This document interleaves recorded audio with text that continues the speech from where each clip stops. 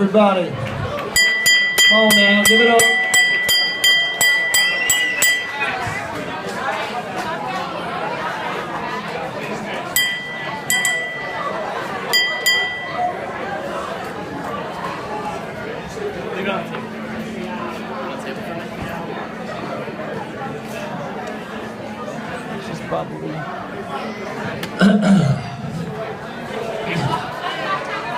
Good evening, everybody. I believe I know most of you here, but for those who don't know me, my name's Luke. I'm Chris's son. Thank you. I'd first like to thank everyone for coming out tonight to celebrate these two magnificent people's marriage, my dad Chris and Ann. I'd also like to thank both of them for bringing so many people together for such an incredible occasion.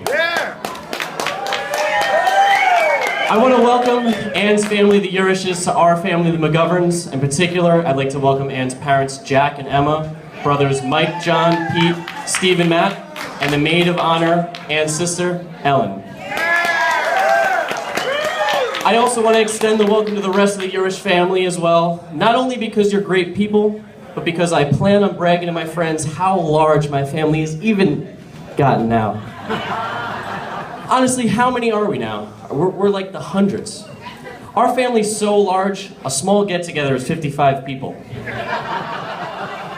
Anyway, the traditional role of the best man is to bring up embarrassing moments from the groom's past, or to highlight, strange character traits, so we can all have a cheap laugh on his behalf. How much time do we have? But in my dad's case, he has a boat.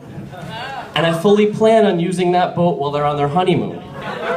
So in honor of partying next weekend, Mickey, I'll leave the embarrassing stories out of this one and just say, Dad, you're awesome. Leave the keys on the cup holder on the side for me. Thank you, we appreciate it. We appreciate it. I'm sure our dear friend Chuck will take care of the embarrassing stories anyway after. Instead of the embarrassing stuff, I would, however, like to tell a story of how my dad raised me. It was always life lessons while working, and how to get things done the right way. One particular story I remember is the day my dad decided to teach me how to properly cut down a tree. The tree was 30, 40, 50 feet tall. Let me just back up a second. My dad was always the one to tell me that if a story's not interesting, you make it interesting. So forgive the exaggeration. Anyway, 50-foot tree, front of the yard, on the lawn. He goes, Luke, you have to be very careful with trees. They're very powerful. They hold a lot of kinetic energy. As he made one delicate slice in the middle of the tree. He said, planning and anticipation are the keys to successful tree removal. As he cut a second side up the tree, creating a wedge.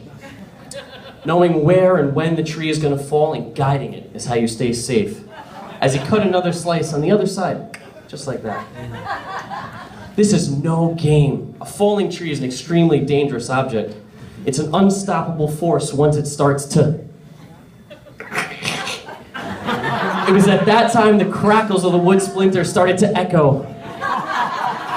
We were both dead silent. We looked at each other and we began to slowly step back. Next thing you know, we're both running opposite directions as the tree comes crashing down. The tree missed us by inches. I think it missed your car by a foot. He looked at me and he said, well, son, there's some things you can control, and then there's everything else.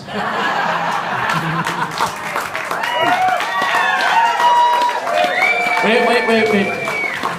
I said that's just where I wanted it. Now, I told this story because it's very symbolic to my dad and Ann's relationship. In life, you can plan and plan, but in the end, the tree will fall where it wants. Now, my dad and Ann grew up together. The Urish and the McGoverns were all White Plains buddies. They met when this tree was just a seed. Over the years, they were nothing but friends, just as over the years, this tree was only a little sapling. As the tree grew, so did they. It wasn't until Aunt Eileen played matchmaker that these two found each other and found their true love.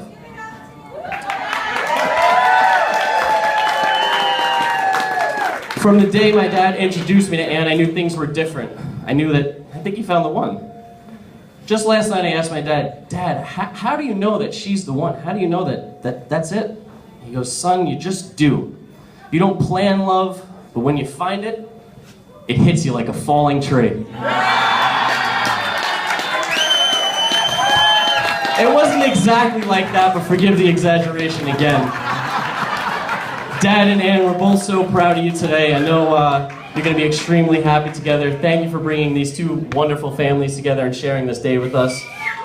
So please, everyone, raise your glass to toast the bride and the groom. To love, to laughter, and long, happy life together. Cheers.